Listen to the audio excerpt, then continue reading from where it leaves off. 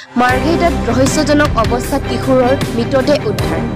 বিদ্যুৎপৃষ্ট হৈ এজন কিশোৰৰ মৃত্যু, আন এজন চিকিৎসাধীন। মাৰ্ঘেৰিটাৰ বৰগোলাই তেলখাট বস্তিৰ সংঘটিত হৈছে এই কৰুণ ঘটনা। মৃত কিশোৰ বৰগোলাই তেলখাট বস্তিৰ নিবাসী ফিৰোজ খানৰ পুত্ৰ জাবিদ খান, বয়স প্ৰায় 11 বছৰ বুলি কোৱা হয়। ঘটনাস্থলীত মাৰ্ঘেৰিটা আৰক্ষী উপস্থিত হৈ মৃতদেহ উদ্ধাৰ কৰি মৰণোত্তৰ পৰীক্ষাৰ যাৱতীয় ব্যৱস্থা গ্ৰহণ কৰিছে। পৰিয়াল তথা স্থানীয় লোকৰ সন্দেহ বিদ্যুৎপৃষ্ট হৈয়ে কিশোৰটি মৃত্যুমুখত পৰাৰ বুলি কোৱা হয়।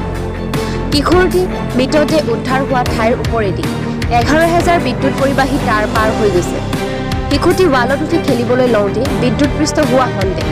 পৰিয়ালৰ লোকে জানিবলৈ দিয়া অনুসৰি শুক্ৰবাৰে আবেলিৰ পৰা কিশোৰটি নিৰুদ্দেশ হৈ আছিল।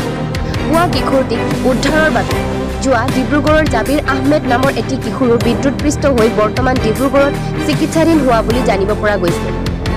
জাবিৰ কিশোৰটি ডিব্ৰুগড়ৰ পৰা ফুৰিবলৈ আহিছিল।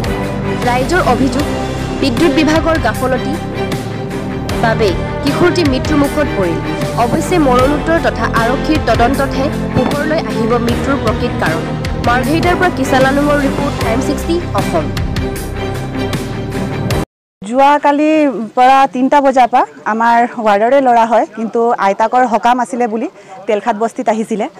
নামদাং কলেজৰ ল'ৰা হয়। তাৰপিছত তেলখাট বস্তিত আইতাকৰ সকামত আহোঁতে মানে কিবা খেলি থাকোঁতে ৱালত উঠিলে চাগে, কিন্তু যোৱাকালিৰ পৰা মানে গোটেই বিচাৰা হৈছিলে। আপোনাৰ গোটেই ৰাতি বিচাৰিছে। ৰাতিপুৱাও মানে সিহঁতে অলপ ডাউট কৰিলে যে ৱাল এখন আছে মানে ইয়াত আপোনাৰ ডিপুৰ ৱাল হয়। তাৰপিছত তাত উঠি কিনি খেলি কিনি কিবা হ'ল নেকি বুলি উঠি কিনি চাওঁতে দেখা পাইছে তাৰ বডিটো গোটেই নীলা হৈ কিনি মানে পূৰা তেজো ওলাই আছে, নীলা হৈ আছে, তলত পৰি আছিলে। তাৰপিছত তাত আমি তদন্ত কৰি চাইছোঁ, সেই ৱাল যোনটো তাৰ পৰা কিমান 3 ফুটমান 3 ফুটমানহে ওপৰত মানে আপোনাৰ 11 kVৰ তাৰ ওলমি আছে তাত, হা 11 kV সেইটো ভল্টেজৰ তাৰ আপোনাৰ ওলমি আছে। সেই তাৰডালে ধৰি কিনি মানে তাৰ মৃত্যু হৈছে বুলি আমি ইতিমধ্যে মানে অনুমান কৰিছোঁ। এটা পোষ্টমৰ্টম ৰিপৰ্টৰ পৰা আমি গম পাম এইটো এপিডিচিয়েলৰ গাফিলতিৰ কাৰণে বস্তুটো হৈছে। কাৰণ 11 kVৰ তাৰ যে ইমান তলত যে ওলমাই কিনি থোৱাটো সেইটোতো সিহঁতৰ সেই নহয়, সেই বস্তুটো সিহঁতি চাব লাগিছিলে। আৰু এতিয়া জনামতে ইয়াৰ পৰা আমাৰ মানুহখিনিয়ে সিহঁতক জনোৱা হৈছিলে যে এই তাৰডাল যে তলত ওলমি আছে, আপোনালোকে অলপ ওপৰত উঠাই দিব লাগে বুলি। সেইটো সময়তো সিহঁতে গাফিলতি কৰিছে। আমি এই বস্তুটোৰ তদন্ত পূৰা হেৰি কৰিব বিচাৰোঁ, কাৰণ ডেড বডিটো তাত পোৱাৰ লগে লগে আৰু এজন তেওঁৰে ভায়েকে আকৌ চাব যাওঁতে সেই জেগাতে আৰু এটা ল'ৰা দুৰ্ঘটনাগ্ৰস্ত হৈছে। সেই তাৰডাল দি আকৌ তাকো লাগিলে।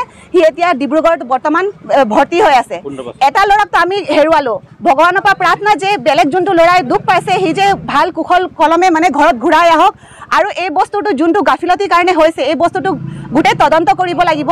ৰাতিপুৱা পুলিচক জনোৱা হ'ল, পুলিচো আহিলে, আমাক লগ দিছে কেনেকুৱা কি আগত বাঢ়ি কিনি কাম কৰিব লাগে, সেই কামখিনি আমি এতিয়া কৰি যাম। ডেড বডি এতিয়া পোষ্টমৰ্টমৰ কাৰণে গৈছে আৰু যোনটো আগতীয়া যোনটো কাৰ্যসূচী হ'ব, এতিয়া আমি এপিডিচিয়েলত তাতো যাম, এপ্লিকেশ্যন এটা দিম। তাৰপিছত এপিডিচিয়েলত যদি এইটো গাফিলতিৰ কাৰণত যদি পূৰা প্ৰুফ হৈ যায়, তেতিয়া পূৰণ আপোনাৰ ক্ষতিপূৰ্ণটো দিব লাগিব এই ফেমিলিক। 11 বছৰৰ ল'ৰা, সেই ল'ৰাটোও নাজানে নহয় যে তাত ৱালত উঠি কিনি খেলোঁতে যে মই এতিয়া মৰিয়ে যাম বুলি। আজি তেনেকুৱা হৈছে, কালি গৈ কিনি এসপ্তাহ ভিতৰতে 2 দিনৰ ভিতৰতে ইয়ালে 2 দিনৰ পাছতে ইয়াৰ মানুহো পাহৰি যাব আৰু সৰু সৰু কণ ল'ৰা ছোৱালীও পাহৰি যাব। আপুনি ল'ৰা ছোৱালীক এতিয়া খেলা ধূলা কৰা সময় হয়, সিহঁতক কি ঘৰৰ ভিতৰত ভৰাই থ'ব পাৰিব নেকি যে তহঁতি ৱালত নুঠিবি বা সেই তাত নাযাবি বুলি? সেইটোতো আমি কৰিব নোৱাৰোঁ ন। খেলা ধূলা কৰা সময়ত সিহঁতি খেলিবই, কিন্তু এপিডিচিয়েলৰ যোনটো তাৰডাল যে তলত নামি আছে, ইমান দিন যে সিহঁতৰ চকুত কেলে পৰা নাই, সিহঁতে যে কামটো কৰিবলৈ ইয়াত আহে আৰু সিহঁতক জনোৱাৰ পাছত যে এই কামটো সিহঁতি কেলে যে কৰা নাই, সেই বস্তুৰ আমাক উত্তৰটো সিহঁতি দিবই লাগিব। ছাৰ, মোৰ এইজন ল'ৰা 11 বছৰৰ ল'ৰা ছাৰ। কালি পিছবেলা সি মানে ওলাই মানে নাই, বিচাৰি আছোঁ, নাই গোটেই মানে গাঁৱৰ মানুহ চানুহ গোটেই বিচাৰি আছে, নাই। তাৰপিছত কি হ'ল, নাই। তো ৰাতিপুৱা আমি চাইছোঁ এখন ৱাল আছে মোৰ ঘৰৰ সন্মুখতে। সেই ৱালখনত সি উঠিছে, কি চেণ্ডেল তলত পৰি আছে। ৰাতিপুৱা চেণ্ডেলখন পৰা চাইছোঁ, তো চেণ্ডেলটো পৰি আছে। তাৰপিছত আমি ৱালখনত উঠি চাইছোঁ, ল'ৰাখন ৱালৰ সিপাৰত পৰি আছে। তো ৱালৰ অলপ ওপৰতে তাৰ এখন 11,000 ভল্টেজৰ তাৰটো ওলমি আছে, একেবাৰে একদম তলত নামি গৈছে। আৰু ঘৰৰ যোনখন লাইন সেইখন ওপৰত, আৰু মেইন হেভি লাইনখন তলত পৰি আছে, তলত পৰি গৈছে। সেই তাৰখন লাগি শ্বৰ্ট হৈ ল'ৰাখনৰ হ'ল মানে মৃত্যু হ'ল। মোৰ ল'ৰা হয়, ল'ৰাজন 11 বছৰ, জাবিৰ খান। আমাৰ এটা পোৱালি তেখেতৰ ল'ৰা জাবিৰ খান কালি সন্ধিয়া 3টা বজাৰ পৰা ঘৰৰ পৰা মিচিং আছিলে। তো আমি বিচাৰি আছিলোঁ কি হ'ল কি নহ'ল। তো আমি একো খবৰ পোৱা নাছিলোঁ। কি আজি ৰাতিপুৱা আমি গম পালোঁ কি তাৰ মানে ইয়াত কিবা ঘটনা হ'ল বুলি আমি আহি চাইছোঁ। আমি সন্দেহ কৰিছোঁ কি আপোনাৰ 11,000 আপোনাৰ ভল্টৰ কাৰেণ্টৰ ৱায়াৰত লাগি পিনে পোৱালিৰ ডেথ হৈছে।